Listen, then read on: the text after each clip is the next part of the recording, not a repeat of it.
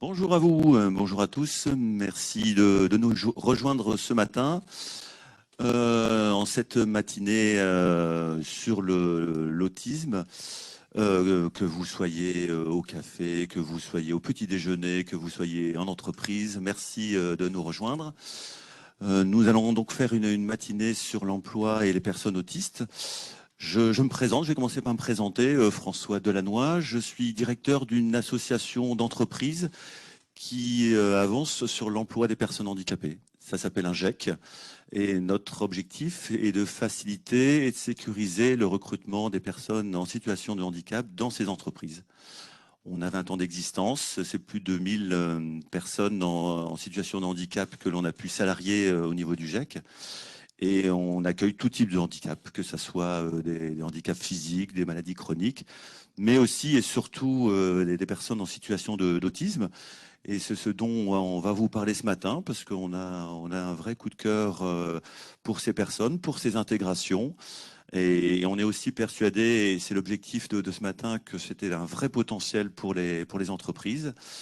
Et pour vous aider à y voir plus clair, de vous convaincre, essayer de faire un tour d'horizon le plus exhaustif possible, nous allons avoir 4 intervenants ce matin, à la fois une intervention de Gérard sur qu'est-ce que l'autisme et pour démystifier et enlever un certain nombre de préjugés là-dessus.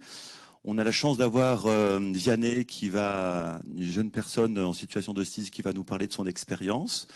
On aura ensuite un employeur qui accueille et qui recrute des personnes en situation d'autisme et qui viendra témoigner. Et ensuite, Laurence, collaboratrice du GEC, une fée. Donc elle fait des choses sur l'autisme et puis elle a une baguette magique pour lever un certain nombre de situations. Voilà, donc j'espère qu'on aura, avec ça, on a réussi à vous convaincre et vous donner envie d'avancer là-dessus. Vous pouvez aussi nous envoyer vos questions en live par le chat. On les lira, je les lirai au fur et à mesure et je les poserai aux intervenants ici. Voilà, donc si tout est clair, je vous propose de démarrer sans plus attendre avec Gérard Lab, fondateur de l'association de moutons à 5 pattes. Si Gérard, vous pouvez nous parler de votre association et qu'est-ce que l'autisme ? Ok, très bien. Bon, merci au Jacques de nous avoir invités déjà. Et puis merci à vous d'assister à cette présentation. Alors souvent en matière d'autisme, on dit souvent la préparation prime l'action, donc on a des slides. L'association, c'est une association qui est née dans la métropole lilloise. C'est une association aussi qui est née de la volonté de parents de pouvoir accompagner le plus possible leurs enfants devenant grands vers l'emploi. J'ai moi-même un fils qui est autiste Asperger, qui a aujourd'hui 23 ans. Et donc, par rapport à ça, on s'est dit, il faut qu'on fasse quelque chose pour les rapprocher le plus possible de l'emploi. Donc ça, c'est notre signature et c'est notre combat. On a 5 missions, vraiment très rapidement. Le but, c'est pas de vous présenter l'association, mais voir ce qu'elle fait. Informer, rencontrer, informer donc le réseau, puisque au niveau de l'autisme, il y a un gros déficit d'information, puis il y a aussi des croyances. Rencontrer les personnes et les entreprises, puisqu'on part de la personne ou de l'entreprise ou des besoins. Accompagner vers l'emploi. Ajuster aussi, c'est-à-dire aménager les conditions de travail. Et puis s'assurer que tout se passe bien pour l'ensemble. 5 missions, 5 pattes. Ça sera notre fil conducteur. J'ai voulu aussi vous montrer qu'au niveau des entreprises, il y a des grosses entreprises qui s'engagent et c'est en train de bouger. En tant que parent, j'avais un peu peur, moi, au début. Que vont dire les entreprises, etc. Il y a des entreprises qui s'ouvrent et puis maintenant l'autisme, c'est quelque chose qui est de plus en plus connu. Pas encore assez, mais voilà. Et puis surtout, ce qui est connu, c'est les qualités parfois hors normes des personnes autistes, ou en tout cas leurs qualités. Donc l'autisme, alors encore une fois, on est une association, donc c'est notre vision. Alors on s'est beaucoup documenté. Donc l'autisme, alors on aime bien commencer par une citation. Tout le monde est un génie, mais si vous jugez un poisson sur sa capacité à grimper dans un arbre, je vais laisser finir François. Il passera sa vie entière à croire qu'il est stupide. Voilà, donc là on est vraiment sur la question de fond, c'est-à-dire s'adapter à la personne plutôt que d'essayer de la faire rentrer dans les cases. Alors il y a pas mal de choses à dire sur l'autisme. En France, en fait, l'autisme a été reconnu en 1996 par la loi Chauzy. On dit, alors souvent on m'a posé la question justement ici, est-ce qu'on dit autiste, est-ce qu'on dit Asperger, est-ce qu'on dit, voilà. qu'est-ce qu'on dit? En général, il est mieux de dire c'est une personne avec autisme. C'est-à-dire que la personne, c'est une personne à part entière et elle a une situation qui la met en handicap. Sur le thème de l'emploi, rapidement, alors il y a 7000 personnes avec autisme diagnostiquées. Alors les chiffres sont fluctuants, c'est difficile d'avoir des vrais chiffres. Il y a beaucoup d'estimations. Puis dans le déclaratif, on ne dit pas forcément qu'on est autiste. Et ce qu'il faut retenir, c'est qu'entre 76 et 90% des personnes sont sans travail. C'est tout autisme. Après une définition rapide en quelques mots, alors j'ai triché sur les 5 parce qu'il y a plus de choses dans ce paragraphe-là. Donc c'est un trouble neurodéveloppemental. Grosso modo, une personne autiste, le cerveau d'une personne autiste ne fonctionne pas comme le nôtre ou fonctionne différemment. Et pour que ça fonctionne bien, il faut mettre en place et réunir des conditions. Ça provoque quoi? Une appréciation confuse du monde et besoin de repères et un mode de communication et des interactions qualitativement hétérogènes. C'est-à-dire que certains vont parler, certains ne vont pas parler, certains vont être super bavards, on va pas pouvoir les arrêter. Voilà, donc il y a pas mal de choses sur l'autisme. Alors je parle de toute forme d'autisme, même si l'association est plutôt sur on va dire sur une population, sur un public autiste, de personnes avec autisme de type Asperger. Ils ont des centres d'intérêt qui sont investis intensément. Donc ça peut être les machines à laver, ça peut être aussi les maths, ça peut être aussi les Lego, ça peut être aussi les mangas, les jeux vidéo, des choses comme ça, mais ça peut être aussi les plantes. Donc c'est très très varié. Et ils ont aussi, alors ce qu'on oublie souvent, c'est les particularités sensorielles. Donc on pense tout de suite, au toucher, enfin pas au toucher, au bruit, à la vue. Mais il y a aussi le toucher, il y a aussi l'odorat, et puis les 5 sens sont touchés parfois. Et on a des troubles associés. Alors les troubles 10 maintenant rentrent dans les troubles neurodéveloppementaux, mais il y a des troubles associés qui peuvent être l'anxiété ou des choses comme ça, qu'il faut aussi pouvoir mesurer, en tout cas connaître. Ce qu'il faut retenir là, à cette étape-là, c'est qu'une personne avec autisme égale une forme d'autisme, ce qui rend l'accompagnement à la fois génial et parfois un peu hors des standards. Voilà. Je vais demander à Vianney peut-être qu'il nous donne sa définition de l'autisme. Oui, il n'y a pas de problème. Merci Gérard. Alors, pour moi, l'autisme est un trouble neurodéveloppemental. Donc, comme il a très bien dit Gérard Lab, il y a autant de personnes avec autisme qu'il y a de formes d'autisme. C'est-à-dire chaque personne avec autisme ou avec TSA, comme on pourrait dire, est différente. Donc, chacun n'a pas les mêmes besoins au niveau accompagnement. Et en fait, on dit souvent, d'une manière générale, que les personnes avec TSA ou avec autisme ont des troubles de la communication. Donc, troubles de la communication, ça peut être avoir des difficultés à interagir avec les personnes, être très introverti, être plutôt très timide, on va dire, ou bien parler, ne pas avoir de filtre quand on parle, par exemple. Est-ce que, Yannick, tu peux nous dire, toi, tu as un trouble associé qui est la dyspraxie? Oui, alors c'est particulier. Alors la dyspraxie, ça peut être une des conséquences du syndrome d'Asperger, donc de l'autisme. Et pour ma part, oui, j'ai une dyspraxie. Alors à mes deux derniers postes, enfin mon dernier travail, le syndrome d'Asperger, on va dire, il posait problème à seulement 10%, même pas. Donc c'était très négligeable. Mais ce qui posait problème à plus de 90%, c'était ma dyspraxie. Parce que l'émission demandait, donc en fait, c'est dans la métrologie dimensionnelle. Donc c'est ce que je recherche, c'est un poste à rapport avec la métrologie. Mais spécifiquement sur ARAS, c'était demandé de contrôler des appareils de mesure et de manipuler. D'avoir des manipulations fines à faire au niveau des tâches, et c'était par moments compliqué, par exemple quand il y avait du montage des pièces à réaliser. En fait, dans la dyspraxie, c'est un trouble 10, donc dans les manipulations et dans l'organisation aussi, et dans le repérage. Là, j'interviens parce qu'il y a beaucoup de termes qui ont été dits là. On a dit TSA, c'est quoi TSA? Est-ce que on a parlé d'Asperger? Est-ce que autiste égale Asperger? Voilà, donc c'est un peu les questions qu'on peut se poser. En fait, alors TSA, ça veut dire trouble du spectre de l'autisme. Aujourd'hui, en fait, il y a une nouvelle classification qui va un peu, qui remet tout à plat, c'est-à-dire que toutes les personnes sont autistes et on ne fait pas de distinguo entre les autistes Asperger qui, dans l'imaginaire des entreprises et puis même dans ce qu'on peut lire, sont considérés comme des génies, alors que les autres non.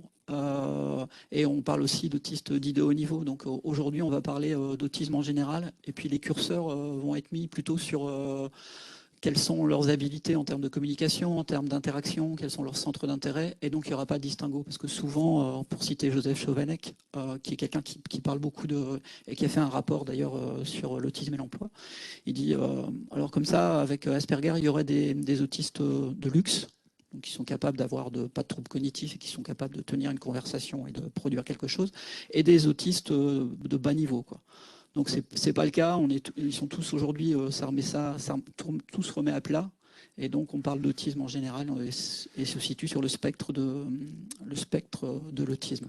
Et en termes de pourcentage, les personnes Asperger, enfin, grosso modo, hein, On a, en fait, donc, alors c'est encore une fois c'est compliqué puisque l'autisme, enfin, les personnes avec autisme de type Asperger sont des personnes qui sont sur un autisme invisible puisque ça se voit pas beaucoup, puis ils sont capables de donner le change, mais ils compensent énormément à l'intérieur. Alors sur 700 000 personnes en France, encore une fois, il y aurait entre 30 et 50 000 personnes Asperger en France, sachant que c'est tout âge. Après, il se peut très bien qu'une personne autiste avec le syndrome d'Asperger, enfin une personne avec autisme de type Asperger soit en entreprise et ne veuille pas le dire puisque elle aurait peur d'être stigmatisée. Voilà, ce qu'il faut retenir là, à cette étape-là, c'est que le cerveau d'une personne autiste fonctionne, mais pour fonctionner, il faut réunir des éléments qui lui permettent, et bien le connaître surtout. Voilà. Ce qui est important en entreprise, on part des besoins. C'est ce qu'on va essayer de développer ce matin. On peut, je vais avancer. Bon, voilà. Donc, je sais pas, au secours. Oui, alors, en entreprise. Oui, alors excusez-moi. Alors, on a aussi longtemps considéré que l'autisme était l'affaire des garçons. Donc, c'est faux. C'est-à-dire qu'on a souvent parlé de 4 garçons pour une fille ou 4 hommes pour une femme. En fait, ce qui se passe, c'est que les femmes arrivent mieux à masquer leurs différences et surtout sont plus caméléons et ont des centres d'intérêt qui ne sont pas. Elles se prennent pas de passion en général pour les plans de métro, mais elles vont être plus sur tout ce qui est, les chevaux, les poupées, etc. Donc ça les rend un peu plus acceptables intégrables dans la cour de récréation. Chez les femmes, en fait, ce qui est un autisme aussi particulier, puisqu'on a un référentiel de diagnostic d'autisme très masculinisé, si je peux dire ça comme ça, l'autisme va prendre des formes différentes et c'est souvent chez les femmes, ce que je note, c'est elles sont très fatigables. Et donc, par le mécanisme de compensation qui ne se voit pas beaucoup dans les interactions, dans la communication, elles vont avoir beaucoup de difficultés. Alors on peut guérir de l'autisme, ça aussi c'est une idée. Non, on ne guérit pas de l'autisme. L'autisme, c'est pas une maladie déjà, vous l'avez vu. Ici, il faut retenir qu'une seule chose, c'est un handicap. Un handicap, on va appeler ça relationnel si on est schématique, qui va accompagner les personnes tout au long de leur vie. Elles vont naître autistes et vivre avec cet autisme, mais elles vont trouver des stratégies et bénéficier de moyens de compensation qu'elles vont mettre en place. Alors on a souvent aussi, on intervient nous auprès d'entreprises et puis parfois dans les entreprises, la personne dit ouais je connais l'autisme, ça va aller, j'ai un ami qui a une amie, qui a une amie, qui a une amie qui est autiste, alors autiste Asperger ou pas. Et du coup, ça marche souvent pas en fait. Donc là on est vraiment sur la spécificité des personnes autistes, c'est-à-dire que chaque personne autiste va avoir des besoins différents. Et ce qu'on va appliquer pour l'un va pas marcher pour l'autre. Et ça nous arrive en entreprise en disant je comprends pas, on a fait la même chose là et puis ça marche pas. Bah ouais, ça marche pas parce que la personne est différente. Donc voilà, donc on ne connaît jamais l'autisme, il faut être humble par rapport à ce handicap et surtout bien cerner les besoins de la personne. Alors on parle beaucoup d'autisme, de personnes avec autisme de type Asperger, donc sont des génies, c'est pas vrai non plus. Il y en a, mais ils vont être super bons dans leur centre d'intérêt. Puis il y a aussi des personnes autistes qui ne sont pas Asperger qui vont être super bons dans leur centre d'intérêt, sur les jeux vidéo, sur l'horticulture. Donc voilà, on met des étiquettes aussi en France, même au niveau de l'emploi. Quel que soit le niveau de l'autisme, ce qu'il faut retenir, c'est qu'elles seront performantes et expertes dans leur centre d'intérêt. Voilà. C'est pas Rainman alors? Non, c'est pas Rainman. Rainman, c'est inspiré d'un mathématicien. Et ça a fait beaucoup de mal en fait aux personnes autistes et encore maintenant sur des personnes autistes personnes avec autisme de type Asperger. Il y en a certains qui disent mais on se compare à Elon Musk. Ben non, on n'est pas Elon Musk. On se compare à Turing. Non, on n'est pas Turing. Et du coup, il y a cette vraiment souffrance et ce raccourci en disant ah ouais, t'es autiste Asperger, donc tu dois être un génie. Et en entreprise, ça peut être très problématique parce que les attentes, forcément, sont pas. Tu peux. Ah, désolé. Oui, donc, du coup, en fait, oui, ça très bien dit. Le risque, c'est que en entreprise, les personnes Surestimé, c'est ça. Avec autisme, les personnes autistes Asperger peuvent être surestimées par les employeurs, en fait, dans leurs compétences de manière générale. Est-ce que ça t'est arrivé, ça? Oui, plutôt dans ma jeunesse, où les personnes de mon entourage disaient, quand ils connaissaient pas très bien l'autisme en général, c'est ah bah tu dois être surdoué alors. Alors que on va dire, c'est assez simpliste de dire ça parce que je peux être surdoué, mais vraiment dans mes centres d'intérêt qui sont, on va dire, plutôt restreints. À ce moment-là, c'était restreint, là ça s'est bien élargi, mais c'est en partie vrai. Pour nos centres d'intérêt, on peut être très doué, mais c'est très hétérogène. Et quels sont tes centres d'intérêt? Alors avant, c'était beaucoup la météorologie, tout ce qui tournait autour des phénomènes météorologiques. Là, je pouvais vraiment passer mes journées à lire des articles sur les mécanismes de déclenchement des tornades, des orages de manière générale, aussi des courants atmosphériques, donc plus généralement la physique de l'atmosphère. Je me suis beaucoup aussi intéressé à l'astrophysique, c'est plus récent que la météorologie. Mais là, récemment, je me suis ouvert à d'autres centres d'intérêt. Bah là, plus particulièrement le sport individuel, la course à pied en compète, la natation et les vélos en loisir. Merci beaucoup. Et donc, dans les centres d'intérêt, il peut y avoir des choses assez étonnantes. Moi, on a un adhérent qui est passionné par la thanatopraxie, donc c'est l'art d'embaumer les morts. Il peut en parler des jours et des jours, quoi. Donc c'est un peu compliqué d'avoir une conversation là-dessus, ou même sur les machines à laver ou les passages à niveau, mais ça arrive. Tout l'objet en fait en entreprise et puis au-delà dans leur parcours pro, ça va être de faire correspondre en fait ce qu'ils utilisent, ce qu'ils mettent en place pour investir leur centre d'intérêt, pour en faire quelque chose de créateur de valeur pour l'entreprise et puis aussi qui soit employable. Alors après, juste au niveau de la cafette, on a souvent l'impression que les personnes autistes ne sont pas intéressées par ce qui se passe, donc elles sont froides, elles n'ont pas d'émotion. En fait, tout se passe à l'intérieur et ça bouillonne. Alors 5 idées reçues en entreprise. Alors ça, c'est des phrases qu'on a ou alors on les a inventées, mais les personnes avec autisme vont avoir des difficultés à regarder dans les yeux. En entretien. Du coup, en entretien, quelqu'un qui ne regarde pas dans les yeux, je pose la question, non, c'est quelqu'un qui en a rien à faire, ou c'est quelqu'un qui dit bon, c'est l'heure, je m'en vais, quoi. Donc en face, le recruteur dit bah je l'ai vu, ouais, il a l'air pas mal, son CV est pas mal, mais il regarde pas dans les yeux, et puis en plus au niveau de sa voix, il parle toujours de la même. C'est quoi la motivation, quoi? Ça l'intéresse pas, quoi. Vraiment. Ou alors il me dit on a bientôt fini, monsieur. Ouais, ok. Donc ça arrive. Donc il ne faut pas juger là-dessus, il faut surtout juger sur les compétences professionnelles. Je ne sais pas si ça t'est arrivé, toi, comment tu as géré Est-ce que tu regardes? Est-ce que tu as appris? Comment tu as fait? Alors, à mon dernier entretien, ils étaient trois recruteurs. Là, au niveau du regard, alors je regardais surtout le manager puisque c'est lui qui me parlait et donc en parlant, je regardais surtout cette personne-là, le manager, mais je regardais aussi les deux autres personnes quand elles s'adressaient à moi, les deux techniciens. Donc je pense alors peut-être que j'avais parfois un peu de mal à tourner le regard à chaque fois, mais de manière générale, je privilégie le regard de celui qui s'adresse à moi, mais au niveau du regard, là, je n'ai aucun souci. C'est ce que tu as appris quand même. C'est ce que j'ai travaillé. En fait, il n'y a pas de secret, oui, ça demandait un travail, c'est ça que j'ai pas dit. Maintenant, pour moi, ça paraît plus naturel parce que j'ai beaucoup travaillé, j'étais fortement stimulé par ma famille, mes parents, mes frères et sœurs, les prises en charge aussi. Oui. Les dispositifs, les accompagnements avec le référent du dispositif emploi accompagné.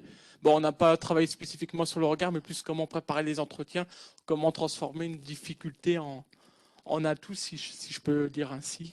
Ouais, donc il y a beaucoup chez les personnes autistes, ils vont apprendre. Alors, encore une fois, sur les entreprises, et c'est Joseph Chavanec qui le dit à un moment, il dit soyons clairs, hein, si vous voulez embaucher un développeur web et le transformer en neurotypique, c'est-à-dire quelqu'un qui raisonne comme vos développeurs, sans handicap, embaucher directement une personne neurotypique. Parce qu'en fait, la personne autiste va apporter des qualités ou des choses que les personnes vont rien voir. Donc on ne peut pas changer les personnes. Par contre, elles vont apprendre, elles vont avoir des stratégies, des moyens de compensation de ce qui peut paraître en entreprise et en entretien comme un manque de motivation. Après, il y a il y a aussi des idées reçues sur les personnes autistes, elles ont une grosse capacité de boulot, elles travaillent beaucoup. Effectivement, énormément. Justement, ça peut occasionner de la fatigue et parfois, si elles tombent mal au niveau de l'entreprise, ça peut être exploité, voire surexploité, voire très mal vu. Il faut cadrer donc. Il faut cadrer le temps. Et puis lui dire aussi, bah, écoute, là c'est bon, on a ce qu'il faut, arrête. Donc capable de les arrêter aussi, puisqu'elles vont elles vont avoir besoin de prouver et elles vont aimer être exhaustives dans ce qu'elles font et aller chercher des choses hors des sentiers battus. Alors, autre chose, on parlait de voix monocorde. Parfois, les personnes autistes ont un verbe super haut, c'est-à-dire quand elles nous parlent, on a l'impression qu'elles nous engueulent, en fait, grosso modo. Donc, quand vous êtes un manager un peu sous stress parce que votre patron vous a dit ça va pas du tout ce que tu fais, François. Je ne sais pas s'il a N+1, François. Quand il va voir quelqu'un qui lui dit bah non, j'ai bien fait, pourquoi tu me demandes ça? Ok, bah écoute, tu vas te calmer déjà. Bah non, en fait, il va pas réussir à moduler sa voix et elle va pas être donneur de leçons. Elle est sur la perfection et du coup, elle comprend pas qu'on puisse faire en dehors de ses clous à elle. Et du coup, elle va réexpliquer les choses à des personnes qui sont en poste depuis 3 ans. Ça peut être parfois problématique. Est-ce que ça t'est arrivé déjà de pouvoir expliquer à quelqu'un qui était là depuis 3 ans son boulot, ou c'est pas des choses que tu fais toi? Non, c'est pas des choses que je fais parce que c'est pas, je veux dire, c'est pas dans mon tempérament. Au contraire, j'ai plus de mal, je dois plutôt travailler dans l'autre sens encore maintenant, plus être force de proposition sans évidemment critiquer de manière négative ce qu'elle fait la personne. Ouais. Donc voilà, moi j'ai une anecdote là-dessus d'une personne autiste qui rêve depuis qu'il est en 5e de créer une association qui va protéger la nature et sauver le monde. Et puis je la rencontre et puis il me dit voilà mon association. Greta. Pardon? C'est Greta? C'est pas Greta, mais c'est quelqu'un qui a beaucoup de talent et qui est un naturaliste amateur. Donc depuis sa classe de 5e, maintenant il a 45 ans, 46 ans. Et puis je lui dis voilà, il me dit ben qui vous êtes? Parce qu'on y rentre en contact. Je dis ben moi je m'appelle Gérard Lab, j'ai créé le mouton à 5 pattes et on est sur l'emploi. Et il me dit ah ouais l'emploi, mais c'est une petite chose par rapport à ce que je fais moi, qui est sur le monde ou sauver la planète. Donc ça peut être dire ouais, c'est qui ce mec? Donc du coup ça peut arriver. Il faut pas vraiment faut pas se formaliser, puis il faut aller creuser un peu. Effectivement c'est maladroit parfois, mais elles apprennent à voilà. Et puis surtout quand vous avez un doute en entreprise ou pas, posez la question en fait. Ou soyez dans une posture de plus et pas de moi je suis ton N+1 et puis toi tu parles comme ça. Donc les personnes autistes sont très cash ou très nature, voire très naïves avec tout le monde. Donc sur le cash, dire les choses clairement. Le patron arrive, ça peut être Mickaël qui interviendra plus tard, me dire tiens tu vas venir avec moi parce que tu as un truc à faire. Et la personne autiste va dire bah non Mickaël, j'ai un truc à finir pour Gérard. Ouais mais je suis ton patron. Non j'ai un truc à finir pour Gérard. Donc le côté bah non. Ou alors une personne très très naïve qui va poser des questions alors qu'elle est là depuis 3 ans sur des choses qui nous paraissent évidentes. Mais ça arrive parfois. En entreprise, c'est quoi ta meilleure expérience et puis peut-être le moment où tu t'es dit waouh là ça part mal? Ma meilleure expérience, c'était alors ce qui m'avait marqué, mais ce qui m'avait fait rire, c'est que mon ancienne responsable de laboratoire, donc c'était ma N+1, elle me disait par rapport à mon point de vue que j'étais un peu dans le monde des bisounours. Bon, encore ça va mieux, beaucoup mieux par rapport à avant, mais voilà, parce que j'étais encore en phase où je découvrais le monde de l'entreprise. Et c'est vrai que j'avais tendance à être toujours positif par rapport aux autres salariés, aux collègues, ce qui avait été relevé par mon ancien manager. Donc ça fait du bien d'être des bisounours, Vianney. Oui. Je sais pas. Ça a apporté du sourire et ça c'est ce qui a été révélé parce que j'étais toujours enthousiaste en fait. D'accord. Okay. Bon, si vous cherchez quelqu'un de positif en métrologie, un métrologue, n'hésitez pas, faites passer les annonces ou faites passer le CV de Vianney. On peut reprendre le. Alors je regarde. Merci pour l'info. De rien. Donc hop. Alors pardon, les difficultés en entreprise. Alors rapidement parce que je pense que le temps va mettre le temps va comprendre l'implicite. C'est-à-dire tu vois ce que je veux dire. Ben non. On fait comme on a dit. Ben désolé, on n'a rien dit. Au plus vite au mieux, bah, ça veut rien dire, désolé, c'est pour quand. Donc voilà, être explicite, pas être directif ni dictatorial, mais en tout cas dire les choses et plutôt les écrire. Décoder l'humeur de l'autre ou les émotions, bon on l'a vu, c'est compliqué. Du coup, si vous avez un gros bouton sur le visage, lui il va le voir, la personne autiste va dire tiens, t'as un gros bouton, et vous avez passé des heures et des heures à le masquer, et puis quelqu'un vous dit t'as un gros bouton, ça vous met de mauvaise humeur. Bon, en fait, il a repéré puisqu'il est sur le détail. Il regarde les endroits qu'on regarde pas nous. Savoir gérer le changement, expliquer en fait le changement. C'est-à-dire si Mickaël vient voir Vianney ou vient voir Gérard, me dire j'ai besoin de toi, il doit me dire ouais j'ai besoin de toi maintenant, ça laisse ça de côté, tu le reprendras ou tu auras un peu plus de temps. Mais là, franchement, j'ai besoin de toi et pour l'équipe, c'est bien. Donc, toujours expliquer et pas le faire à l'arrache. Compréhension au pied de la lettre, s'assurer que la personne a bien compris dans la reformulation. Et puis aussi l'aider dans les choix et la priorisation difficile. Donc, ça renvoie des soucis d'organisation ou de planification. Je vais accélérer. Alors, de grande qualité, alors je ne vais pas réussir à le lire, mais de toute façon, je vous ferai passer la. Alors, oui, donc elles sont honnêtes, les personnes. Elles n'ont pas l'esprit tactique. Elles peuvent être naïves. Elles vont être capables de se concentrer. Elles vont avoir un sens de l'observation très, très développé, confère le bouton, ou alors le bug, ou alors la faute d'orthographe. Ça m'arrive, moi, sur des assemblées générales, mon fils lève la main en disant « Papa, t'as fait une faute alors qu'il y a 100 personnes. » Je te remercie, Félix, c'est sympa, tu aurais pu me le dire avant. Bref, sensibilité, sensorialité, enfin, c'est des choses qui arrivent, il ne faut pas se formaliser, puis c'est des trucs qui sont plutôt agréables. Voilà, et puis après, on va avoir une approche méthodique, mais leur méthode à eux. Donc parfois, ça peut être compliqué. Les activités, alors il y a un gros fantasme sur toutes les personnes autistes, en tout cas les autistes Asperger sont sur le numérique, c'est pas vrai. Toutes n'aiment pas le numérique, alors ils vont aimer les mangas, ils vont aimer des boulots de niche souvent aussi, des choses qui sont assez processisées, comptabilité, qualité. Alors Vianney est sur la métrologie, donc il mesure la qualité de l'air, la qualité de l'eau. Après, ils vont être sur la philosophie, mais ils peuvent aussi être sur préparation de commandes, saisie informatique, collecte d'informations, même sur l'horticulture. Voilà, des choses comme ça arrive. On parlera de pommes tout à l'heure. Vous verrez que c'est aussi pas mal. Ouais, donc la situation, effectivement, la catégorisation en disant une personne autisme, c'est dans tel type de métier. Enfin, surtout pas. L'élément décisif, en fait, c'est vraiment bien connaître la personne et puis aussi pouvoir être assez ouvert et à partir du centre d'intérêt, voir ce qu'on peut faire en fait au niveau de l'entreprise et surtout faire matcher, quoi. J'arrive bientôt à la fin. Je vois Laurence qui piaffe d'impatience. Donc tout le boulot, en fait, c'est. On est bien, c'est une blague.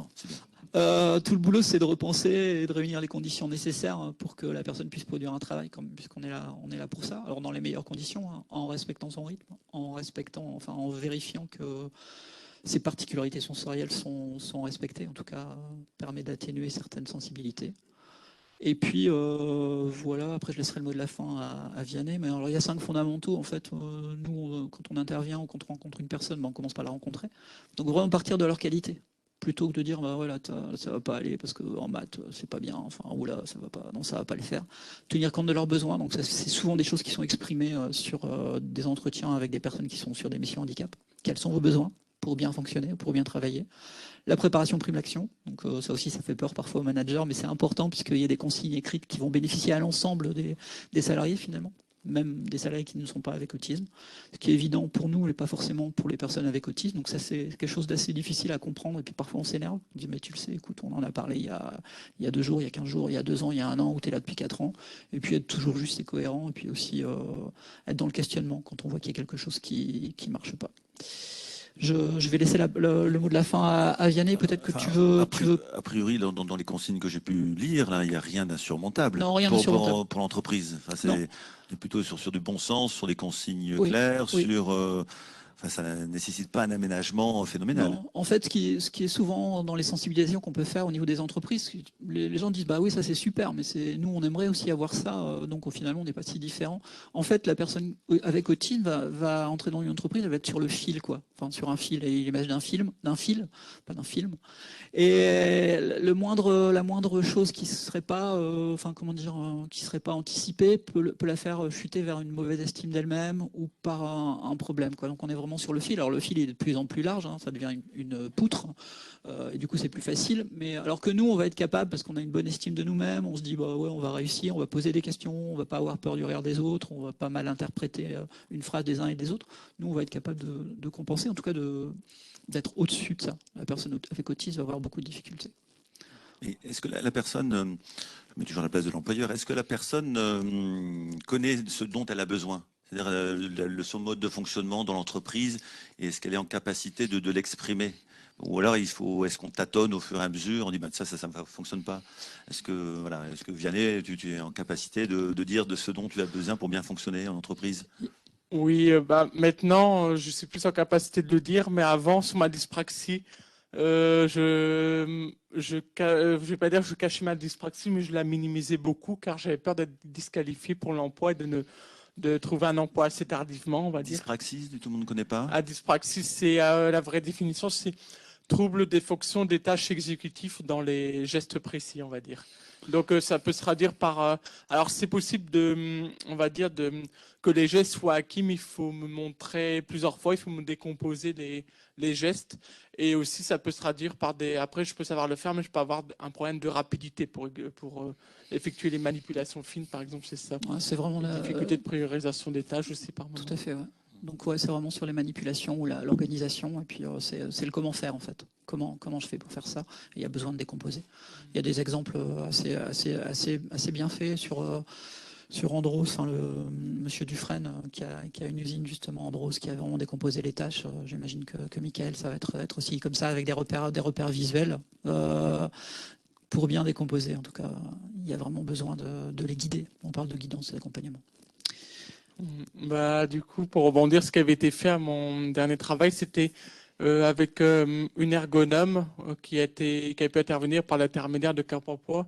Elle m'a aidé à mettre en œuvre des fiches de procédure pour m'aider à être plus rapide et plus productif et plus autonome, surtout au niveau si je rencontre un problème technique dans les manipulations, par exemple, comment je réagis pour être autonome et pour ne pas perdre de temps, pour que ce soit bien visuel, donc avec des mots-clés et surtout des photos. Parce que c'est très visuel. Ouais, très bien. Alors, on a juste un petit peu débordé. Donc en fait, ce qu'il faut retenir, c'est les personnes avec autisme en fait gagnent à être reconnues. Et parfois, on découvre des choses qu'elles font qui sont vraiment extraordinaires. Et quand je dis gagne à être reconnu, ça veut dire qu'au préalable, faut prendre le temps de bien les connaître sur leur fonctionnement. Elles savent en général ce qu'elles n'aiment pas. C'est plus facile de dire qu'est-ce que tu supportes pas et qu'est-ce que tu voilà.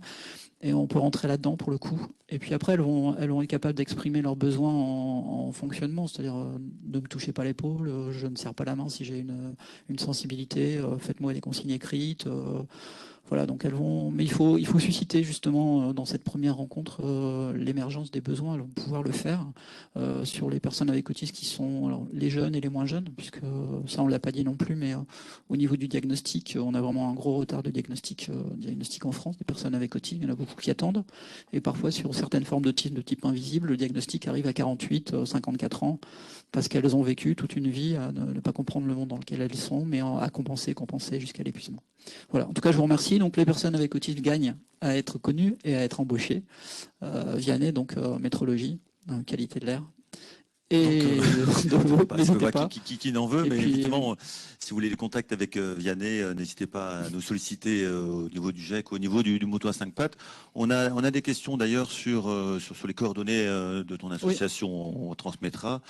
Et on y répondra peut-être par la suite. On a aussi des demandes d'IME là, qui accompagnent des jeunes autistes et qui cherchent un peu du matériel, des livres, des jeux de rôle, des outils, des liens. Voilà. Donc on passera les relais derrière. Merci beaucoup, en tout cas. Merci Vianney. Merci Vianney. On poursuit toujours. On reste effectivement sur la thématique qui est l'intégration des personnes autistes en entreprise, parce que là, on est convaincu du potentiel que ça représente pour les employeurs. Et donc, on a le témoignage de Michael Varas, employeur, chef d'entreprise, qui est passé par le GEC et qui a recruté une personne en situation d'autisme. Et Laurence, chargée RH au niveau du GEC, qui est notre spécialiste de l'autisme et qui nous démontrera tout ce qui est à faire et toutes les possibilités. Voilà, c'est d'élargir le champ des possibles sur ce type de public et comment accompagner au mieux les entreprises, ce qui est notre cœur de métier là sur ce type de recrutement. Michael, bonjour. Bonjour François. Est-ce que tu peux peut-être nous présenter ton entreprise? Qui es-tu? Combien vous êtes? Qu'est-ce que vous faites? Alors, brièvement, TB Verger, c'est une PME française et familiale située à Solty dans le Pas-de-Calais. On est spécialiste dans la production et le conditionnement de pommes et poires. On est 31 collaborateurs maintenant sur TB Verger, sans les vergers de Solty, où on est aussi 30 collaborateurs, donc un peu plus de 60 maintenant. Et on ne fait que de la pomme et de la poire 12 mois sur 12. Et on rayonne sur toute la France, en fait, tout simplement. Voilà. Et notre grande avancée à ce jour, c'est de vouloir avancer avec l'intégration des personnes avec handicap. Voilà, tout simplement. D'accord, parce que donc une activité qui recrute. Voilà, beaucoup. Beaucoup en ce moment. Et donc, pourquoi ce souhait de recruter une personne en situation de handicap? Pourquoi se rajouter des difficultés? Alors, c'est pas se rajouter des difficultés, François, bien au contraire. C'est moi-même, je suis parent et papa d'un enfant autiste, Arthur, qui a 15 ans à ce jour. Où je pense que tout le monde qui vit avec une personne avec autisme connaît ça, les embûches depuis du diagnostic jusqu'à trouver un emploi, etc. C'est très compliqué. Les prises en charge, j'en parle pas, hein, c'est vraiment les montagnes russes, et un coup ça monte, un coup ça descend, et on n'a pas de prise en charge purement efficace. Et je ne connais pas les chiffres par cœur, moi tout ce que je sais, et ça c'est des chiffres qui me tiennent à cœur, c'est qu'il y a à peu près 600 000 autistes en France, que pour l'agriculture en France, on fait venir à peu près 600 000 étrangers tous les ans, qui est pour moi une aberration économique, et que quand je vois le potentiel de tous les autistes, de ce qu'ils sont capables de faire, je me dis que c'est une chance de les avoir avec nous, et il faut juste savoir les accompagner, et il faut juste travailler avec eux main dans la main, et il faut surtout leur donner une chance, et voilà, quoi. Donc, parlez-nous alors de ce recrutement avec Victor, comment ça s'est fait, où vous l'avez trouvé? Victor, ce recrutement, comme je dis tous les jours, c'est ma grande phrase à moi, c'est mon cadeau de Noël en fait. Voilà. Tout ça, ça s'est fait grâce à Laurence, que je remercie infiniment par rapport à ça. Moi, je voulais intégrer vraiment une personne avec autisme dans l'entreprise pour balayer justement tout ce qui est balayer les non-dits, balayer en disant que tout était possible, tout était dans la sphère du possible. Donc, Victor, à l'heure actuelle, travaille avec nous depuis novembre 2020, donc ça fait bientôt 1 an. Ça s'est fait par le GEC, tout simplement, où Laurence nous a présenté Victor. Elle a dit j'ai une recrue, on va pouvoir faire quelque chose. Victor, il est un peu en errance, etc. Voilà. C'était pour un recrutement de quoi, sur quel métier? Nous, on cherchait quelqu'un polyvalent dans l'atelier de production. Et là, Victor, c'est ce qu'on appelle notre fond de chaîne. Donc, en fait, il récupère les barquettes de poire en 1 kilo. Il doit les mettre en caisse avant l'expédition. Pardon, excusez-moi pour le micro. Et en fait, c'est notre dernier gardien de but et c'est notre dernier responsable qualité avant que ça arrive chez les clients. Donc, grosse mission pour Victor. Voilà. Et oui, on était sur le recrutement. Donc, comment vous avez fait pour trouver Victor? Tout simplement grâce à Laurence. Donc, ça, Laurence, je vais te laisser en parler ouvertement de tout ce que tu as fait pour nous. Mais elle nous a présenté Victor et puis de fil en aiguille, il a intégré l'équipe, quoi. Voilà. Ah bon, Du coup, c'est moi. Tout simplement, c'est toi. Non, mais on va mixer. Donc Victor, c'est une personne avec autisme et ça a été un petit peu compliqué au début. On était persuadés au GEC que c'était une pépite, qu'il y avait quelque chose à faire. Il fallait trouver l'employeur qui était ouvert, donc en l'occurrence Michael. C'est quelqu'un qui arrivait à la signature de son contrat. On n'a pas entendu sa voix, on ne savait pas s'il était content, si ça lui convenait, on ne savait rien. Voilà, il a signé, il est parti. Donc c'était un petit peu raide. Un peu chaud. Mais on y a cru, on a continué. Donc Victor, ça s'est mis en place petit à petit. Sauf qu'en raison de son handicap, par exemple, Victor ne peut pas conduire. Donc du coup, on a fait appel à la GFIP pour mettre en place une solution de taxi, le temps de mettre quelque chose de plus pérenne en route, puisqu'il a une interdiction de conduite de tout véhicule, que l'usine de Michael n'est pas desservie par les transports en commun. Donc c'était un petit peu compliqué. Donc on a pu mettre ça en place. On a pu trouver un chauffeur également dans le vivier du GEC, qui aujourd'hui accompagne Victor tous les jours, le matin, le soir, pour reprendre Victor.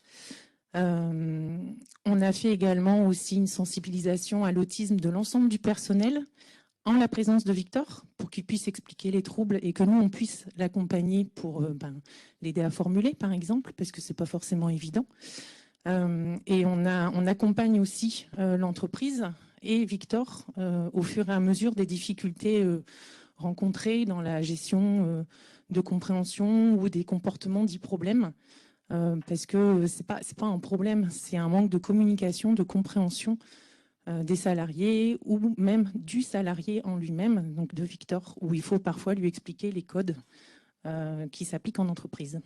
J'ajouterais, Laurence aussi, c'est le temps imparti dans la formation de Victor avec le GEC, qui est primordial en fait, avec tous les bilans qu'on faisait tous les 3 mois, etc. qui était primordial, et le temps en fait que nous donne le GIEC justement pour sensibiliser Victor au métier et le former en fait à ce qu'on attend de lui. Donc ça, c'était vraiment primordial aussi dans la décision du travail quotidien avec Victor. Voilà. C'est ça, c'était un parcours de 8 mois où on a accompagné et Victor et TB Berger, où on faisait des points réguliers, savoir quelles étaient les difficultés, quels étaient les progrès, vers où on pouvait continuer à aller, là où ça bloquait pour débloquer. Donc ça a été un parcours de 8 mois qui a permis de faire monter Victor en compétences. Ouais, si je crois savoir, c'est que Victor est resté salarié du GIEC. En fait, l'idée, c'est que pour montrer et oser, l'entreprise a osé effectivement recruter la personne et donner toutes les chances de la réussite. Victor est salarié du GIEC pendant 9 mois et ensuite, effectivement, ça permet de faire tout l'accompagnement. C'est tout à fait ça. C'était plus simple aussi d'un point de vue de, on va dire, organisation, administration, etc., de gérer aussi dans ce sens-là. Voilà, tout simplement. Je t'ai coupé. Du coup. Non, mais c'est vrai que du coup, Victor, il est resté salarié du GIEC parce que il me semble, Michael, que tu as de belles perspectives pour Victor. Donc c'est vrai que du coup, on continue l'accompagnement pour aider Victor à continuer de monter en compétences en fait. À l'heure actuelle, Victor, il est agent fond de chaîne. Là, on est en train de tout doucement le faire travailler sur un peu plus de polyvalence, à savoir la mise en barquette, mais aussi le tri des fruits, etc. Et après, le grand projet pour Victor, et c'est un de ses souhaits à lui, c'est de passer en fait ce qu'on appelle pilote de ligne, donc chef de ligne. Donc ça va se faire par étapes, hein, parce que c'est très long. Mais ça, c'est son grand souhait à terme, c'est de pouvoir, parce qu'on a une personne qui part à la retraite là d'ici 6 mois, et c'est de voir. Et Victor en fait a dit clairement, moi je veux prendre son poste et je veux être chef de ligne, quoi. Donc ça, c'est des gros projets qui se mettent en place. Mais ça demande une organisation aussi très pointue pour nous en interne, beaucoup de sensibilisation, beaucoup de cadrage entre guillemets, je vais dire, de nos neurotypiques, parce que l'autisme reste un handicap invisible, donc c'est pas toujours compris par tout le monde. Et puis aussi, il faut s'adapter aussi aux aléas, enfin pas aux aléas, mais surtout aux sensibilisations et préoccupations de Victor, voilà, au quotidien. Quand tu parles de cadrage, ça veut dire quoi? C'est-à-dire est-ce que tu peux donner un exemple de situation sur lequel effectivement il faut remettre un peu les choses à plat, peut-être sur une parole, sur une. Il y en a plusieurs. C'est plus que des paroles. C'est par exemple nous à l'heure actuelle, bien sûr, on est quand même entre guillemets dans une mini-usine, donc il y a le pointage qui est obligatoire. Victor vient tous les matins 20 minutes à l'avance, donc il pointe 20 minutes à l'avance, parce que quand il arrive, il doit pointer, donc il attend pas, il va pas prendre un café, il pointe.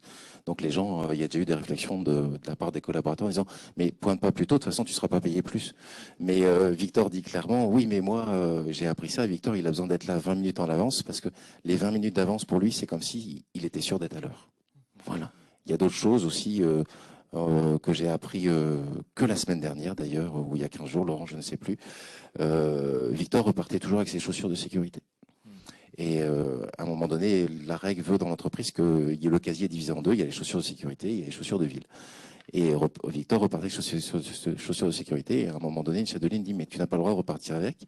Et Victor est reparti très fâché, très angoissé, très perturbé.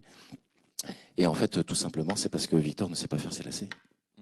Donc, pour lui, c'était pas possible de laisser ses chaussures de sécurité à l'usine, quoi. Voilà. Ouais, donc des choses effectivement relativement simples, mais il faut être l'attention en fait. L'attention, elle doit être perpétuelle et elle doit être quotidienne. C'est aussi, et ça c'est un élément moteur, je pense, pour l'intégration des personnes avec autisme, c'est que en fait on fonctionne vraiment en équipe. C'est que certes il y a le salarié, mais il y a les chefs de ligne qui sont primordiales.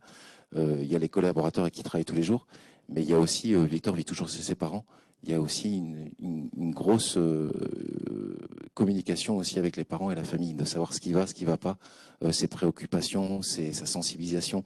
Et ça, c'est primordial en fait pour comprendre Victor, pour qu'il se sente au mieux du mieux et pour le laisser, ce que j'ai dit, dans sa zone de confort. Maintenant, ça, c'est des sujets qu'on a aussi avec Laurence. Il ne faut pas hésiter à les sortir un peu de leur zone de confort aussi. Ça, c'est primordial aussi pour les faire évoluer. Si on les laisse dans leur zone de confort, entre guillemets, ils ne vont pas avancer et ils vont rester vraiment sur leur intérêt très restreint. Et nous, tout ce qu'on veut, c'est qu'ils évoluent avec nous, à leur manière. Mais il faut qu'ils évoluent. Voilà. Parce que demain n'est pas comme aujourd'hui et reste toujours incertain. Ils doivent construire leur avenir avec nous. Et nous, on doit le construire avec eux, tout simplement. D'accord. Laurence, d'autres choses à dire sur toi qui as bien suivi Victor dans l'intégration? Mais d'autres éléments, bon, je sais qu'on a beaucoup galéré au début sur le transport là, pour trouver un moyen de locomotion pour Victor pour accéder à son lieu de travail. Mais ça, c'est lié, je dirais, à tout jeune hein, qui n'a pas le permis de conduire. D'autres éléments sur cette situation? Non, bah, clairement, Victor, c'est une personne qui a évolué. Enfin, l'évolution a été fantastique et on a pu la juger dès les 2-3 premiers mois du contrat, où petit à petit, on avait un autre Victor qui prenait davantage confiance en lui parce qu'il avait trouvé des personnes qui lui faisaient confiance, qui s'adaptaient. Ça veut dire que petit à petit, et encore aujourd'hui, Victor, comme il avait confiance, il a su nous dire là où ça bloquait, il a su nous dire les adaptations dont il avait besoin. Donc, on s'est rendu compte, sur son poste de travail, on s'est rendu compte que il y avait des choses qu'il fallait améliorer. Donc, c'est vrai que c'est on va dire un travail de long terme. On n'a pas les clés tout de suite quand on embauche quelqu'un en situation d'autisme. On n'a pas, c'est pas miraculeux, ça roule pas tout de suite sur des rails. C'est petit à petit qu'on fait, on trace la voie en fait. Mais après, c'est que du gagnant-gagnant, quoi. Aujourd'hui, Victor, il s'est complètement révélé sur tout ce qui est qualité. Je crois qu'il n'y a pas trop de défauts qui sortent de l'usine maintenant. Non, il n'y a pas de défaut qui sort de l'usine, c'est notre dernier gardien de but. Et puis de toute façon, moi, c'est un plaisir de travailler avec Victor et puis avec ces personnes avec ce handicap-là parce qu'ils ne sont pas en retard, ils sont toujours de même humeur. Ils sont fiables. Ils sont très fiables. Ils sont très protecteurs. Moi, j'ai un autre cas. On a vécu le Covid, comme vous le savez, pendant de nombreux mois. Victor a été porteur du Covid. Il n'a surtout pas transmis aux autres parce que le port du masque était toujours très bien porté et il se lavait les mains toutes les heures où il mettait du gel hydroalcoolique, etc. Et il n'a pas transféré le virus dans l'usine, quoi. Donc tout ça, c'est des éléments très forts en fait par rapport à ces personnes-là où ils sont d'une fiabilité exemplaire. Voilà. Donc on peut racheter en toute confiance les produits TB Verger, notamment grâce à Victor. Pas que grâce à Victor, mais notamment grâce à Victor. Il fait partie de la team, quoi. Voilà, tout simplement. Voilà.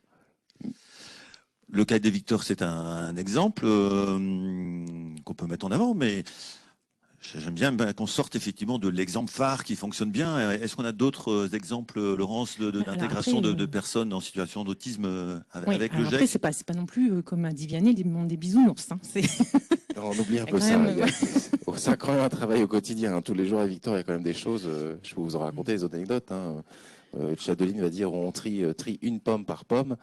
Ça veut dire mais trie bien, en fait. Ça veut dire ça l'expression. Et donc Victor trie une pomme par pomme. Et puis elle revient 10 minutes après en disant non, mais tu peux les prendre 3 ou 4 pommes à la fois pour aller plus vite. Et là, Victor regarde en disant mais tant tu m'as dit pomme par pomme, et là maintenant c'est 3, 4 à la fois, on fait comment? Donc le travail, il est vraiment quotidien en fait. Et les mots et la communication restent, c'est l'essentiel de tout, quoi. Voilà, pour que ça fonctionne. Donc du coup, je reprends ma question, mais j'en pose une autre. C'est justement quelles sont les bonnes pratiques en termes d'accompagnement de ce type de salariés là sur l'utilisation du second degré, etc. Enfin, qu'est-ce qu'il faut plutôt éviter? Alors, il faut éviter tout ce qui est justement second degré, tout ce qui est implicite, les expressions. On évite de vendre la peau de l'ours, on évite de couper la poire en deux. C'est un petit peu compliqué pour eux, ça ne représente rien. Donnez la langue au chat.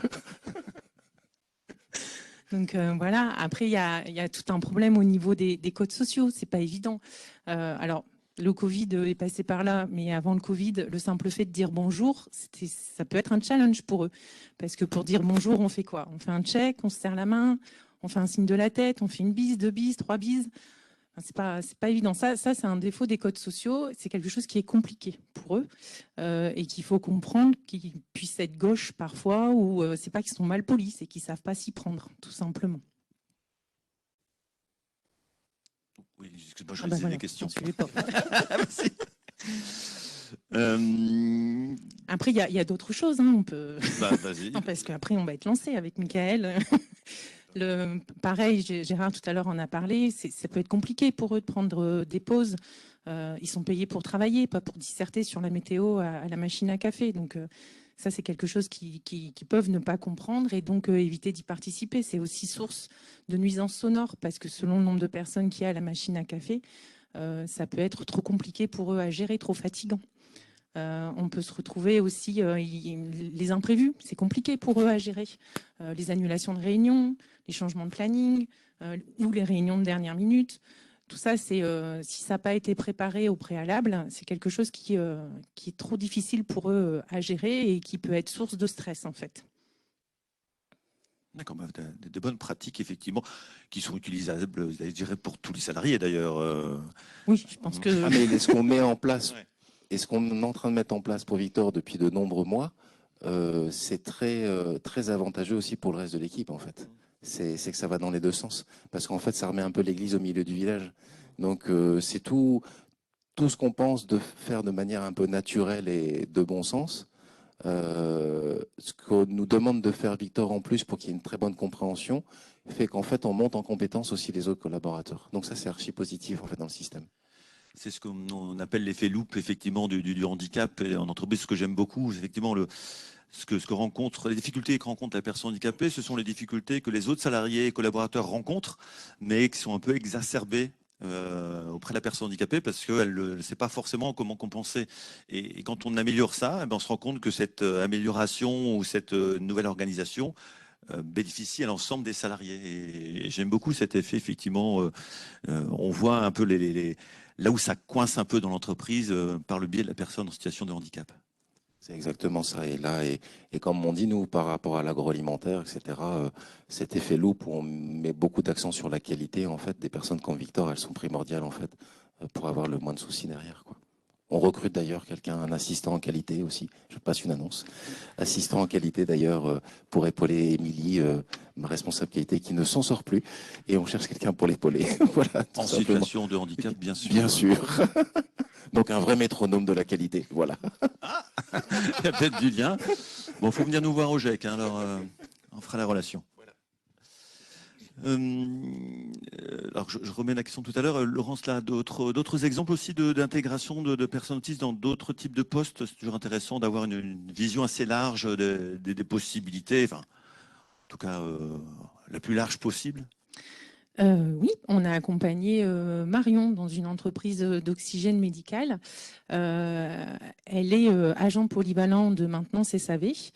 Donc en fait, son métier, c'est de récupérer le matériel d'oxygène, de le nettoyer, de le remettre en service, en fait. Donc Marion, pour son accompagnement, elle n'a pas eu d'entretien, Marion. Marion, elle a fait directement une immersion avant embauche. Parce que c'était trop compliqué pour Marion, l'entretien. C'est très compliqué pour beaucoup de personnes autistes. C'est quelque chose de complètement superficiel pour eux. C'est quelque chose, c'est une pièce de théâtre. C'est voilà. Puis alors les questions, vous voyez où dans 5 ans c'est juste pas possible pour eux d'y répondre, sans compter sur le fait qu'il y a un côté très formel du recrutement, comme Vianney le disait tout à l'heure. Enfin, se retrouver face à 3 personnes.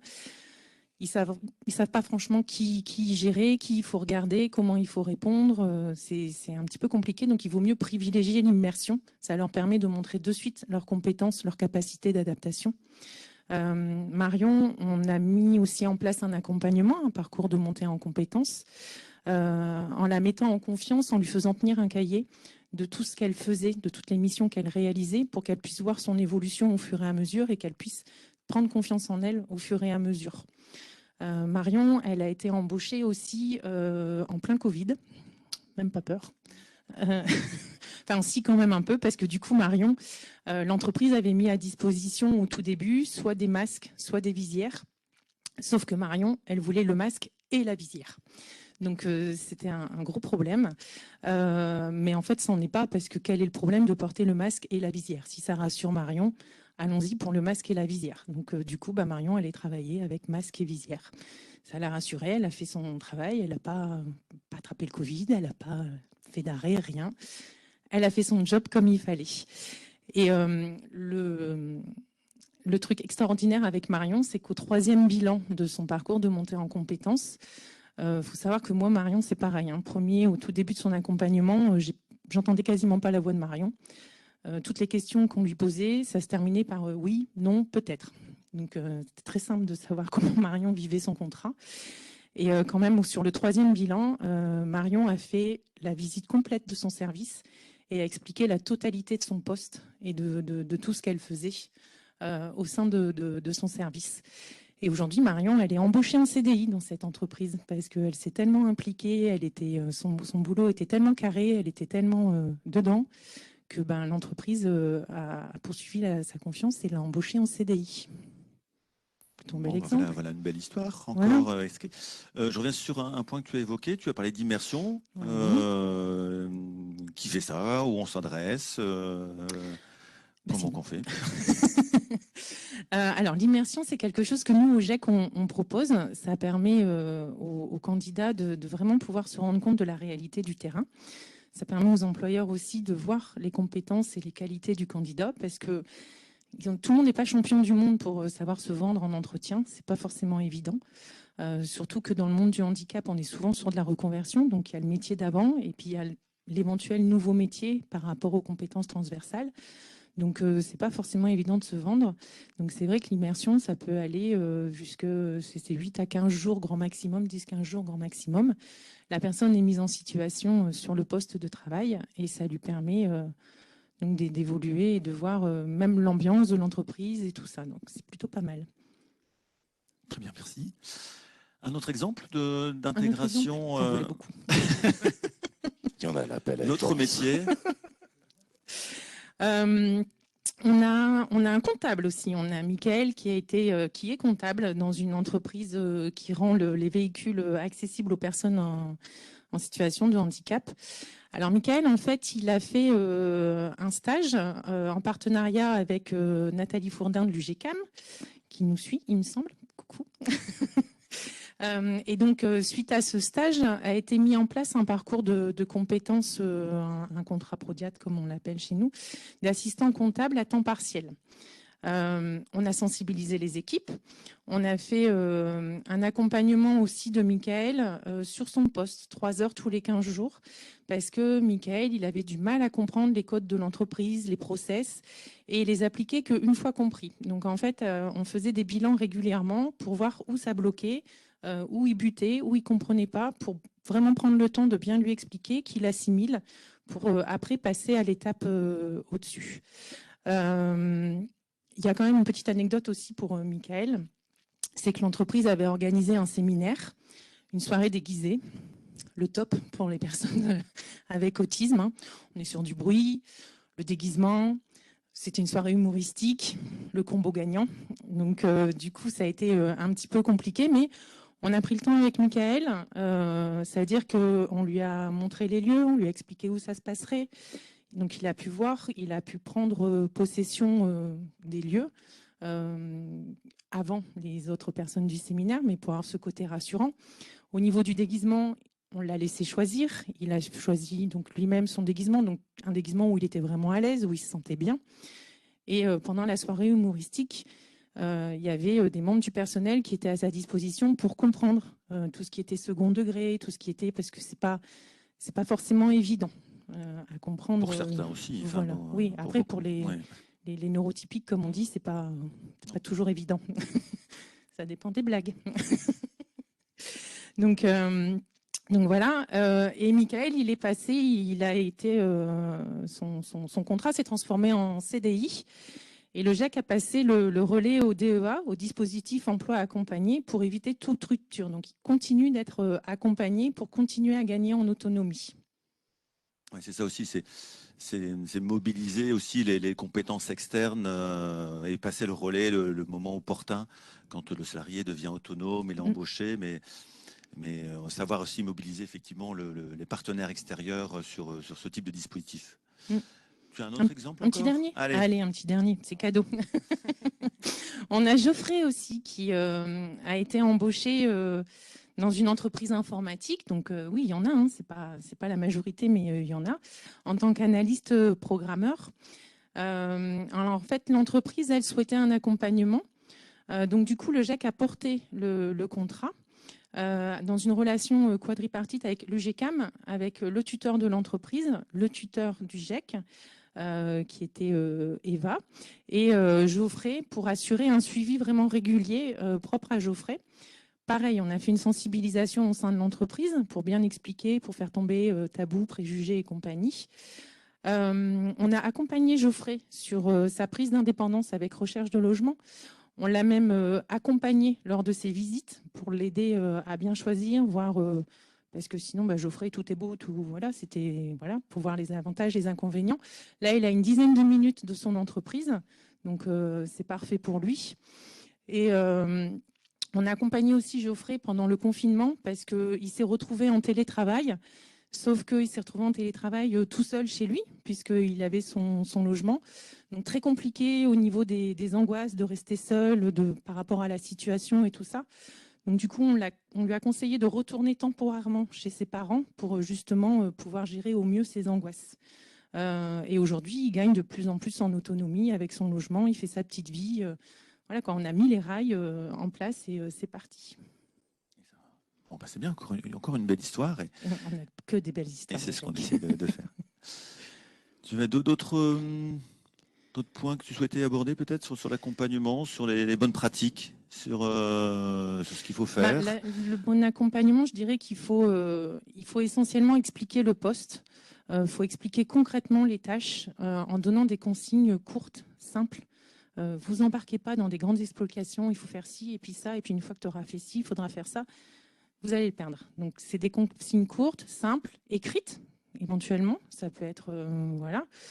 Ça peut être aussi, il faut aussi établir un ordre de priorité pour voir, en donnant un délai raisonnable. Éventuellement, parce que parfois, les personnes autistes, 10 minutes ou 1 heure, c'est pareil.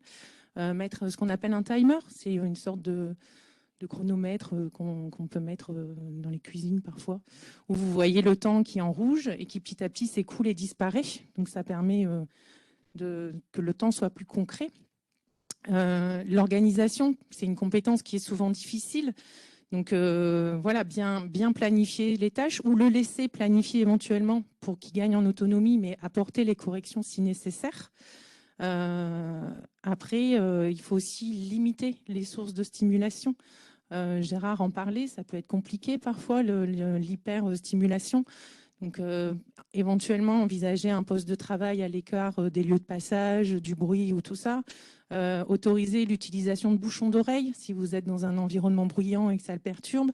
Autoriser, si c'est possible, la lumière tamisée ou les lunettes noires si on est sur une hypersensorialité au niveau des yeux. Après, les relations sociales aussi, c'est quelque chose qui peut être un petit peu compliqué. Donc, privilégier plutôt la communication par mail plutôt que par téléphone. Le plus important, je dirais aussi au niveau de la relation, c'est la sensibilisation des équipes. Il faut absolument sensibiliser l'ensemble des salariés pour pouvoir comprendre pourquoi parfois le comportement peut être jugé bizarre. Il n'y a rien de bizarre, c'est juste la façon dont est la personne qui peut être incohérente pour vous. Je serais tentée de prendre un exemple. Dans la vie, vous avez des téléphones. Allez, on va être majoritaire, tant pis pour les autres. Vous avez des Samsung, vous avez des Apple. Dans les deux cas, ça téléphone parfaitement bien. Sauf que si vous mettez un téléphone Apple dans les mains de quelqu'un qui utilise que Samsung, il va se galérer. Il va y arriver, mais il va se galérer au début. Et bien, c'est ça, en fait. Vous avez des Samsung et des Apple, et il faut que tout le monde arrive à travailler ensemble, à comprendre le fonctionnement de l'autre. Donc la sensibilisation est vraiment quelque chose de super important pour que ça se passe au mieux. Et vous gagnerez la confiance de la personne avec autisme, en fait. Donc rien d'insurmontable, finalement. Donc, rien d'insurmontable, rien d'onéreux non plus. Oui. C'est que du bon sens. C'est des bonnes pratiques. Voilà, quoi. D'accord. Et après, le petit bonus, le top du top. On va pas s'en priver. C'est éventuellement de prévoir une salle, un espace, ce qu'on va appeler un espace ressource pour que la personne autiste puisse ce qu'on appelle décompenser. Ça veut dire que quand elle sent que c'est trop pour elle, trop de bruit, trop de gens, trop d'odeurs, trop, mettre une petite salle où elle peut souffler, prendre le temps, faire sa pause à elle pour redescendre un peu. C'est ce qui vous évitera la fameuse crise qui fait peur à tout le monde. Et en fait, c'est carrément gérable et on peut anticiper largement ce genre de choses. D'accord. Non, mais je lisais des questions en même temps, ne croyez pas que je regarde autre chose. J'ai d'ailleurs une question là pour... c'est une entreprise qui a rencontré un étudiant handicapé qui cherche une alternance. Un étudiant en situation d'autisme. Où s'adresser? Alors, il peut s'adresser au GEC. Nous, on peut l'accompagner sans souci, selon l'alternance. Donc, il y a tous les coordonnées, alors, selon où il est localisé, puisque nous, on est tous sur tous les Hauts-de-France et la Normandie.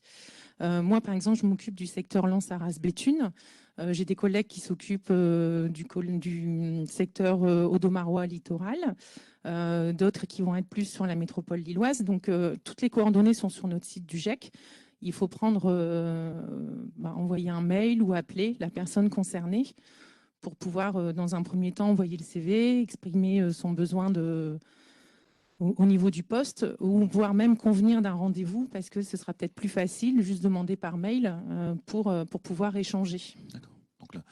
Donc pardon, donc c'est une entreprise, donc n'hésitez pas à nous solliciter, on vous donnera toutes les bonnes solutions, les bonnes pratiques pour vous aider à monter cette alternance pour cette personne en situation de handicap. Il y avait aussi une question sur les coûts, la prise en charge des coûts pour le transport de Victor. Quelles aides ont été mobilisées? C'est une aide à la mobilité qui a été mobilisée auprès de la GFIP. Donc en fait, c'est 2 subventions de 5 000 € qui ont été débloquées pour pouvoir payer un taxi, un transport adapté à Victor. Donc c'est un dossier qu'on a fait via la GFIP, en attendant de pouvoir faire un dossier auprès de la MDPH où les délais sont parfois un petit peu plus longs.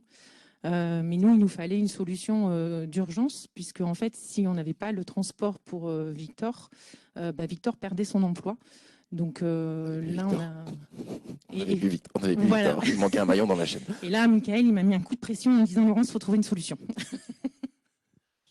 Ouais, donc je sais que tu as remis ciel et terre pour trouver des solutions. Sur les réseaux sociaux, à la radio, on a essayé de mobiliser un maximum de monde.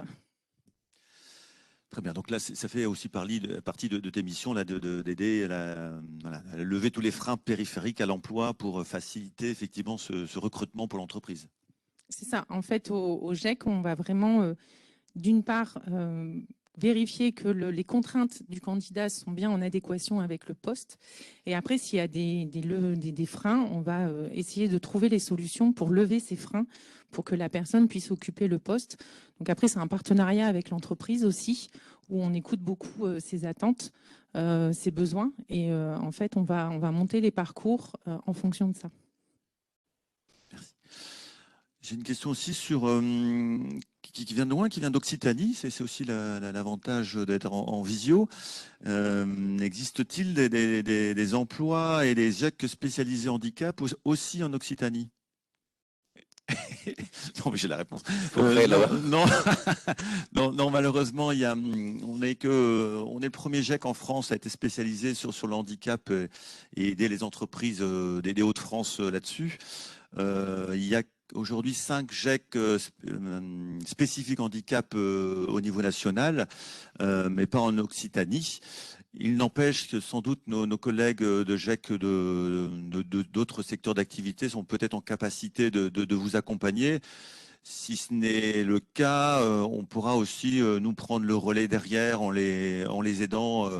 On est référent au niveau national des 180 GEC en France pour les aider à avancer sur la prise en charge et la prise en compte de collaborateurs en situation de handicap. Donc, n'hésitez pas là aussi à revenir vers nous. On vous donnera les coordonnées pour les autres régions de France.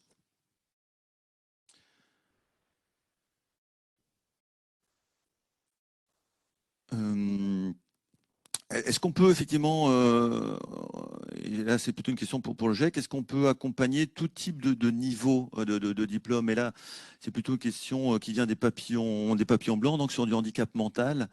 Est-ce que, et donc on peut supposer un mental associé à un handicap d'autisme, est-ce que c'est des choses qui sont possibles à faire avec le GEC? Alors, au GEC, on va accompagner toute personne en situation de handicap bénéficiant d'une ERQTH et d'une orientation en milieu ordinaire. On ne va pas remplacer les ESAT, les entreprises adaptées. Donc, à partir du moment où la personne a une ERQTH et une orientation en milieu ordinaire, quel que soit son handicap, il n'y a aucun souci, il peut être accompagné par le GEC.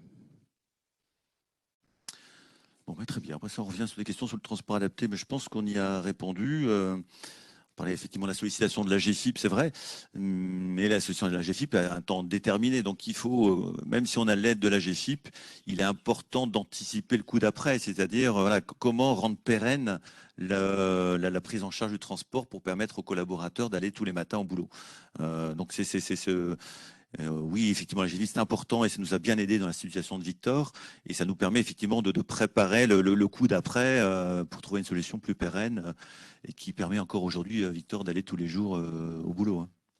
Sinon, ça va être compliqué, puisque Victor n'a pas le droit de conduire aucun moyen de locomotion, que ce soit scooter, voiture électrique, etc. Sinon, nous, on était prêts à investir dans une voiture électrique, mais il n'a absolument pas le droit de conduire. Voilà. Un mot peut-être pour convaincre d'autres chefs d'entreprise de recruter des personnes en situation de handicap, et plus spécifiquement, parce que c'est quand même notre sujet de ce matin, en situation d'autisme. En fait, faut surtout pas avoir peur. Je pense qu'on met des freins à tout ça et je pense qu'il faut pas en avoir. Faut les accueillir à bras ouverts. Faut juste bien communiquer. Faut bien évoquer le poste pour lequel ils sont là. Faut bien sensibiliser. Faut bien accompagner. Et après, je vais pas dire que tout roule tout seul parce que c'est pas vrai. Hein. Chaque jour est différent et chaque autiste est différent. Mais c'est que du bonheur de travailler avec Victor au quotidien et certainement avec d'autres. Parce qu'ils sont d'une fiabilité exemplaire et le travail est toujours bien fait. Et même s'ils sont cash dans leur attitude, même s'ils sont sans filtre, ils sont toujours les mêmes. Donc c'est ça qui est extraordinaire, quoi. Ils sont pas lunatiques, quoi. Pas du tout. Voilà. Donc c'est plutôt top. Voilà. Moi, je dirais, n'ayez pas peur d'être surpris, parce que parfois, leur façon de fonctionner, ça va vous ouvrir les yeux sur des choses que vous n'avez pas perçues au préalable. N'ayez pas peur de rire, parce que des fois, leur cache-attitude fait que ça vous fait... vous êtes surpris, mais après, ça peut partir sur de bons fous rires. Enfin, moi, j'ai une anecdote qui me revient avec Victor, c'est qu'une fois, je me suis présentée en entreprise, et Victor, au lieu de me dire bonjour, m'a juste dit « Ah bah, vous êtes jolie aujourd'hui ». Ah bah, merci Victor. Non, mais il y a plein de choses comme ça et je pense qu'il faut rester... En fait, faut y aller sans a priori, c'est ça. Je pense qu'on y met beaucoup d'a priori et faut les accueillir tels qu'ils sont. Mais je pense qu'aussi le monde tournerait bien mieux aussi si on accueillait toutes les personnes déjà telles qu'elles étaient. Voilà, ça c'est déjà quelque chose. Donc ça c'est primordial en fait dans la vie d'une entreprise et puis pour faire avancer. Oui, c'est ce que j'entendais dans votre intervention. C'est quand on dit il faut accueillir, il faut accompagner, il faut sensibiliser. Mais c'est ce qu'on doit faire avec tout collaborateur. Voilà. Donc il y a peut-être un œil peut-être un peu plus attentif, mais toute entreprise pour n'importe quel recrutement, c'est ça aussi. C'est un œil plus attentif parce que on doit faire attention aussi à eux, ce qui les gêne. Ça peut être la lumière, ça peut être le bruit, ça peut être. Moi, Victor, il m'avait demandé dès qu'il est arrivé, c'était une horloge digitale en fait parce qu'il savait pas lire l'heure tout simplement. Et comme il devait à un moment donné, il y a un contrôle aussi en fond de chaîne de toutes les 10 minutes, il faut peser au minimum 2 barquettes pour être sûr qu'il y ait toujours le poids. Mais il avait besoin de ça et donc toutes les 10 minutes, il regarde bien son horloge et il sait qu'il doit peser. Et c'est toutes des adaptations qu'on doit mettre en place. Mais en fait, ces adaptations permettent de faire grandir l'entreprise aussi dans le respect de l'humain, mais dans le respect aussi des contraintes sanitaires, dans le respect des contrôles, dans le respect de tout. Donc, enlevez les préjugés que vous avez et surtout avancez, quoi, et surtout accueillez-les, les bras ouverts, quoi, vraiment, vraiment. En plus, on peut vous accompagner sans souci, alors faut pas se gêner. Laurence, elle adore monter des dossiers. Elle est très pro là-dedans. L'accompagnement, elle sait très bien faire ça. Donc, allez-y, demandez à Laurence. Elle peut vous trouver des pépites et chaque autiste est une pépite. Ne l'oubliez pas. Voilà. Il n'y a pas d'accord commercial entre Michael et moi. Non, zéro. Ça n'existe pas chez nous. Mais chaque autiste est une pépite et franchement, accueillez-les. Et moi, j'ai eu la chance de rencontrer Monsieur Dufresne justement. Il en parlait tout à l'heure. Il a mis des choses en place extraordinaires chez Andros, mais vraiment extraordinaires. Quand je vois comment il a même des meilleures productivités avec des lignes complètes, avec des gens qui sont porteurs de ce handicap qu'avec des neurotypiques, tellement il a bien drivé les choses et ils sont capables d'apporter beaucoup professionnellement et humainement dans l'entreprise, vraiment. Le tout, c'est ça, c'est de bien installer les fondations de départ, bien mettre les choses telles qu'elles sont, bien prendre en compte les difficultés, mais aussi les compétences, parce qu'elle regorge de compétences, pour après monter quelque chose de solide, en fait. J'ai envie de conclure là-dessus parce que bah oui, que dire de mieux voilà là-dessus. Donc effectivement ce témoignage est hyper intéressant. Donc j'espère que ça va inviter d'autres chefs d'entreprise à faire. Et nous on les aidera à faire au niveau du GIEC. Merci à vous pour votre écoute. Vous pouvez nous retrouver effectivement sur les réseaux, sur notre site GIEC Emploi Handicap, où on répondra à toutes les questions, toutes les sollicitations que vous pouvez avoir. Ce webinaire est enregistré, donc si vous voulez les repasser, l'écouter à d'autres moments, là aussi on vous mettra le lien en ligne. Et encore merci pour votre participation. Merci à nos invités. J'ai beaucoup apprécié les différentes interventions et j'espère qu'on a été très concret, très pragmatique et qu'on a donné envie d'écrire des belles histoires. Merci à vous, bonne journée. Bonne journée. Bonne journée, merci beaucoup.